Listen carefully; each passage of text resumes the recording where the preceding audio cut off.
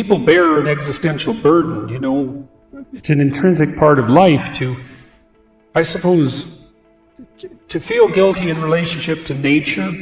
None of us are all we could be on the social front, and one of the consequences, and so we have that sense intrinsically, that there's a lack in us that needs to be redressed.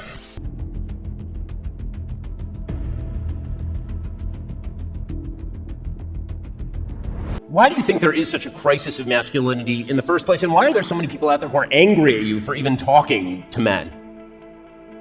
Well, I think you could think about it as a consequence, in some sense, of the lack of a concept of original sin, oddly enough.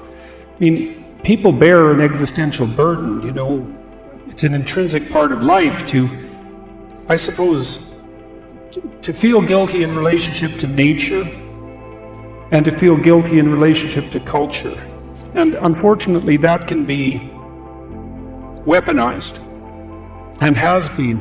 And what I see happening to young men in particular, boys as well, not just young men, and maybe even, maybe starting at the age of toddlers, is that we have this sense in the world that human beings live in antagonism to nature and that we're actually a malevolent force. If you're a male in a society with that ethos, the motive force that drives you into the world to live is associated with rapaciousness and despoilation on the natural front, and then oppression and atrocity on the social front.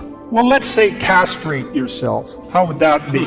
And that would be real comical, except that it's also happening. So I guess that's why I think there's a crisis. And there's something serious at the root of it, right? Because we do have to take the fact of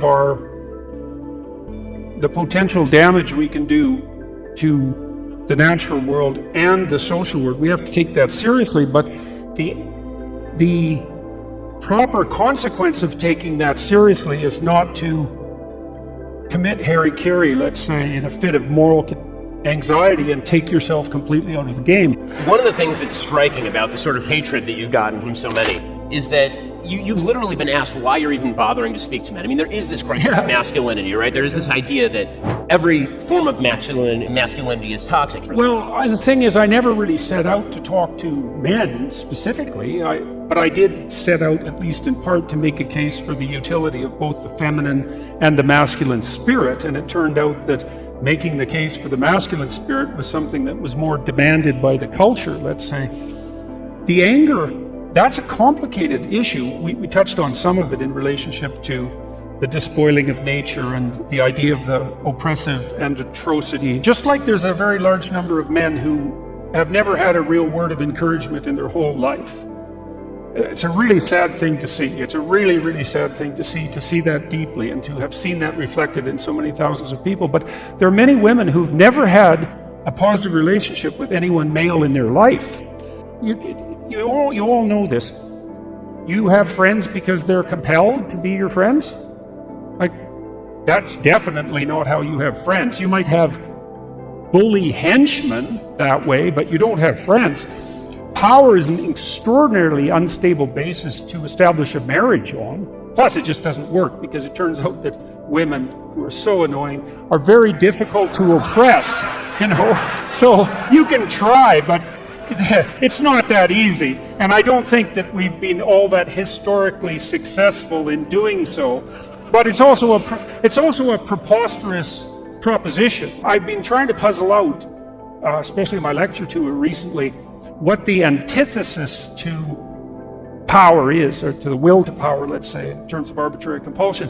And it's something like the spirit of free and voluntary play.